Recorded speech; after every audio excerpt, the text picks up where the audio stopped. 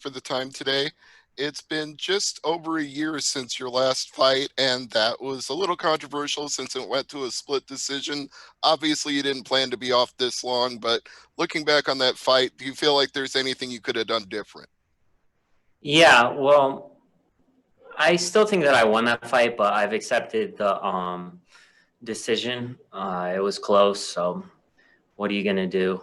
I uh, I went back after that fight and I took a little time off and I kind of healed my body. It was my third fight in 4 or 5 months, so I was a little burnt out. I was a little worn out, and I wasn't as motivated as I usually was for a fight. So I kind of switched some things up in my training and the rest. I mean, I own my own gym, so I was moving locations and I was building a gym and then rushing home to like spend time with my kid and and then trying to be a professional fighter and do all of this like 3 fights back to back to back.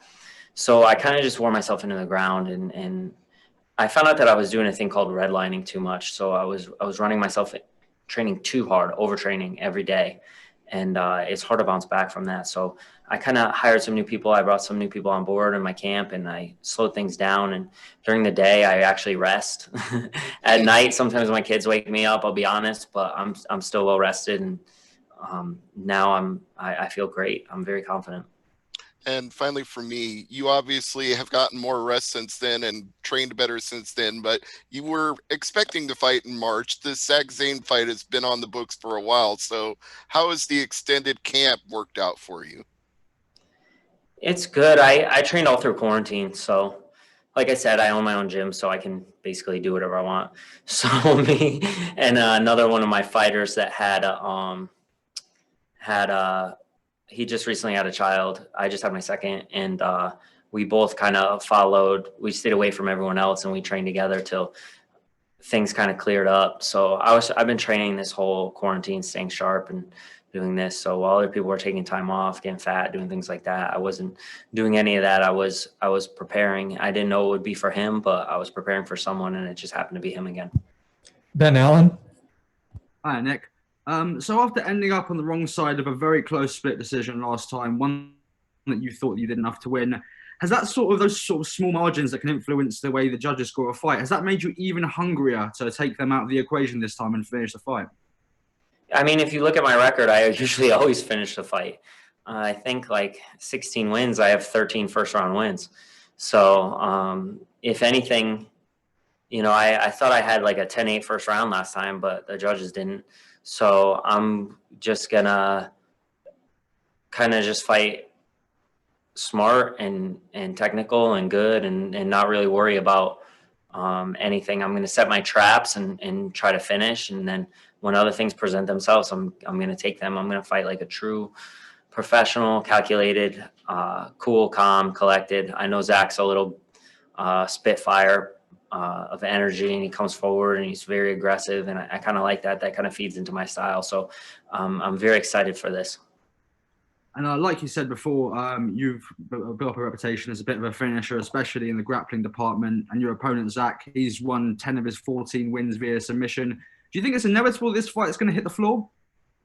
Yeah, I think so.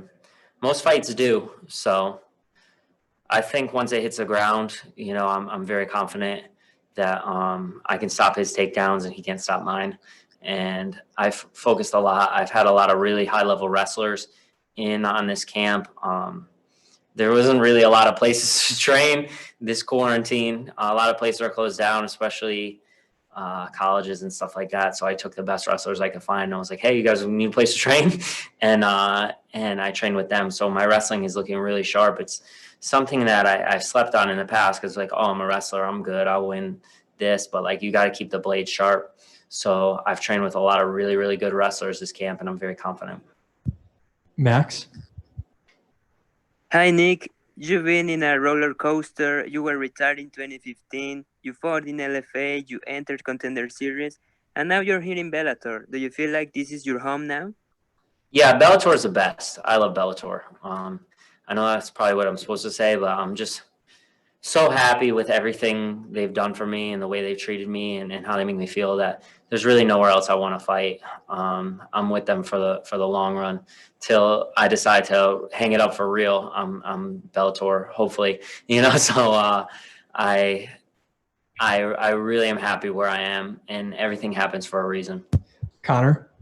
Hey, Nick, how you doing? I'm good. Obviously, you've been in this game for a while now. You've always bounced back from a loss and have always, kind of risen near the top of whatever promotion you've been in. So at 34, does this feel like the start of maybe one more final run at a major title? Yeah, I mean, this is definitely, I'm a little older than a lot of other lightweights, but that time I took off to heal myself and fix these injuries and do these things was crucial. So I feel like I set myself back 2.5 years by taking 2.5 years off. So really it's more like I'm like 31-ish, maybe just turned 32. So I don't have as many miles on me as I think. Obviously I have a lot of fights and I've been doing this a long time, but I definitely know that I can hang with the best guys in the world. I've done it in practice. I've trained with these guys that are world ranked and champions, and I wouldn't be doing this if I didn't think that it was a possibility that I could compete with them. Thanks, Nick. Jay Anderson. Hey, Nick, welcome back. I just wanted to follow up on something. You kind of touched on it, really, with taking time off after your last fight and running your own gym. But, with all this time off, one of the factors is if you don't fight, you don't get paid. And that seems like a lot of added pressure as a small business owner as well in the pandemic. What has this experience been like for you? It sucks that I couldn't operate my business for so long. A lot of my students came through and I had some incentives and some gear packages and private lessons and stuff that people bought. And my students are really like ride or die. I don't teach all the classes, but my staff is amazing and very knowledgeable, and we're back in business now. Obviously we have some guidelines we have to follow for the everyday people, and we're doing that. And I'm making the best out of the situation for sure. Especially when this all started, my wife just barely found out that she was pregnant. So we had my second son in July, and we've been adapting to that and doing those things. And luckily she wasn't out of employment. She's a speech pathologist, so she's been able to do all her calls on Zoom, and she kind of held us up a little bit along with my loyal students. That's good to hear. Also, Bellator paid me for that fight. That's awesome to hear. And they paid me my full purse for that fight, so it's like I got paid. So it kind of actually went a long way to hold me over and support my family. And we got a minivan from it, which is kind of dope.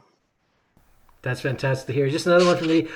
In terms of your teaching, do you feel that being a teacher, that being an instructor in the gym has made you a better fighter? Yeah, it does make you better. I actually wasn't really teaching this camp at all. One of my other instructors, Roger Denton, really stepped up, and he's been in the game for a very, very long time. And he took over a lot of the classes, very knowledgeable guy, and helped out. And then along with my other coaches, Jeremy Libashevsky and Scott Labrie, over in Springfield, Mass, I kind of was able to make something work between that and then with everything, conditioning and strength training and all that stuff. I have such a good team. Our last question here comes from the line of Ben Keeley. Go ahead, Ben. Hi, Nick. One of my favorite things about going on social media these days is when I see someone who reaches out to you and maybe they have a congenital amputation as well, and they just say how they are inspired by you to achieve all they can and be who they can be and not be set by limitations. I'm just wondering, is that the best part of the job? And did you ever imagine you could be in such a position to inspire so many people? I when I was a kid, the internet wasn't around like that, and there was only one person I'd ever seen in my whole life with one hand, and his name was Jim Abbott. And I had the pleasure of meeting him twice when I was a kid, and I remember what kind of impact that had on me as a child, and how it strengthened me and empowered me. So I try to bring that same energy that he brought me to people that meet me that might find the same thing in me. I didn't start off to prove anything or be anything or try to be some inspirational person. I just am a human being first. I'm my own person. I'm Nick Newell before I'm this one-handed guy, before I'm anything other than myself. And it's not who I am. The one-handed fighter is not who I am. It's just a part of who I am, and it's something that I've accepted and something I'm comfortable with. And I always try to make myself available for people that might not be as comfortable with the way they're born or how they feel. So, yeah, and I actually got to meet Jim and talk to him multiple times, and we kind of have a lot of the same outlooks on some things in regards to being born with one hand and handling life. So he's definitely still a role model to me after all these years. So if I could do something like that for someone else, that's amazing.